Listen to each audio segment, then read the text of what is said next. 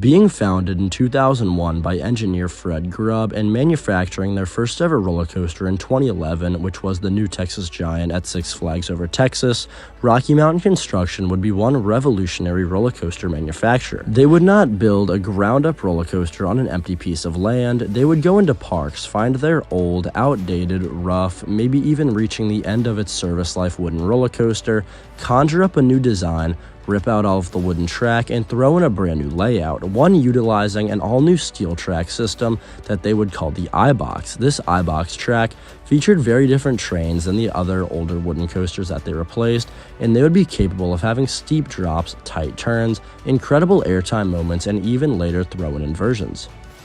The iBox track would become an instant success, and to date has sold 16 models worldwide.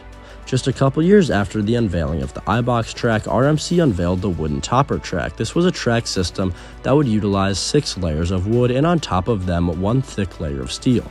This would give the park the technicality to be able to advertise this as a wooden coaster. However, it would ride much more like a steel coaster, being super smooth and being able to go through intense maneuvers, inversions, and stuff that a regular wooden coaster simply could not compete with. There are currently 4 wooden topper track roller coasters operating around the world. However, there hasn't been one built since 2016, which leads many enthusiasts to question if this coaster model is still being built.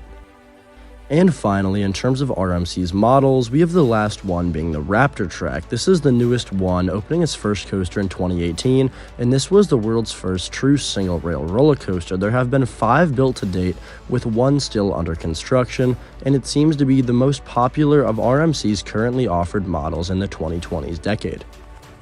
So now that your guys' history lesson on RMC is over, let's get to my big question. The title of this video is "The Reign of RMC Over? After dominating the 2010s, is this coaster craze finally coming to an end?" And I know this is an unpopular opinion.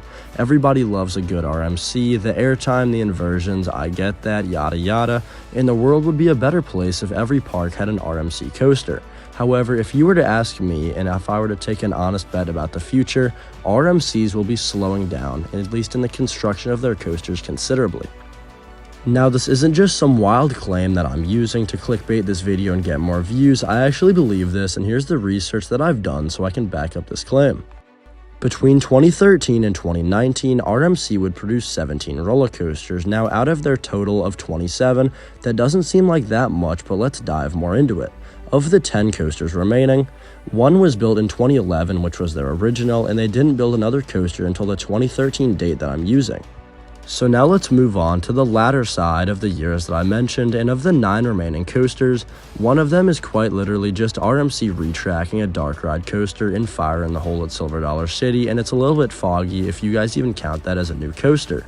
Moving on, 2 of them were RMC Raptors that were built by Six Flags, and as the years have passed, it seems like that phase has kind of gone out, and at least in the Six Flags parks, it seems like whichever parks were gonna get one have already gotten an RMC.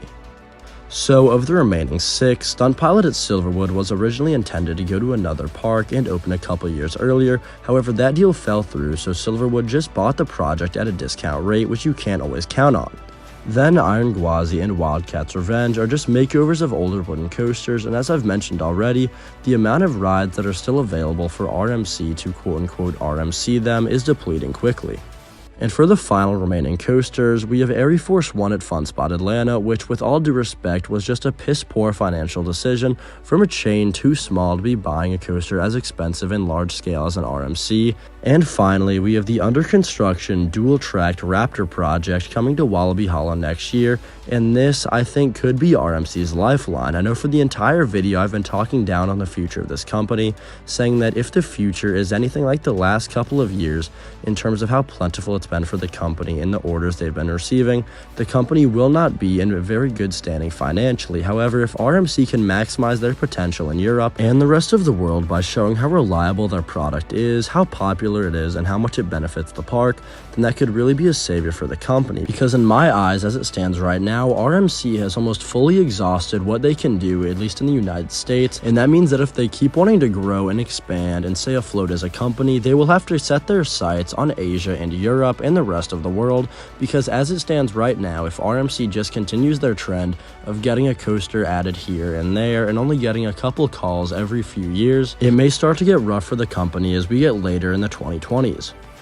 So in conclusion, the big question, do I really think the reign of RMC is done? Kind of yes, kind of no. I do believe that the company will obviously stay open, and that whenever they do get a call, they will be sure to produce some of the best roller coasters in the world that both the general public and coaster enthusiasts will love for decades to come. However, yes, I do believe that their business will be falling off. I feel like if they don't get a major call from Asia or Europe where they can start producing a lot of coasters for some chain corporation, that their business will most certainly be slowing down. And I know that happens for a lot of companies, but it might affect RMC significantly harder than most because as of right now, their model portfolio is kind of limited. Anyways, that's just about going to do it for this video. I know it might have been fairly controversial, so if you do agree or disagree, be sure to let me know in the comments down below. As always, if you enjoyed, feel free to leave a like rating, and if you're new here, be sure to subscribe for more videos coming just like this every single week on Hangtime Thrills. I'll catch you guys next time.